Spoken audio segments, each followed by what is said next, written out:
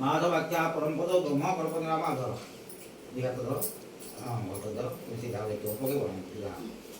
ओम पुण्याहं पुण्योदवासो नमो भागवती वादगरम कल्पनमति व्यागुर हरं करो मामय कोदिष्टानो महितं साम्य कल्पनमति व्य कर्मधापति वादगर नमो तावनि वादगर भूमादि स्थानना प्रदा कर्मणि भो पुण्यं जगन्नाथ प्रादिसे वासदन प्रभु होतम कर्म जगमति व्य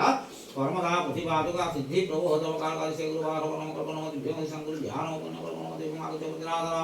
याकल्प मंडलगुनि वादगर नमो गतवनि वादगर समकल्पनमति ध्यान हरं करो मामय सप्तसागर मंगल वादगर पुण्यात्म मानवता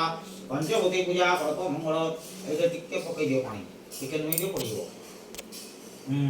ओम पुण्याहं पुण्यको युवारो नमो तपवंता देवकार वदिसे गुरुवारो पुण्यात्मा नमो हिजां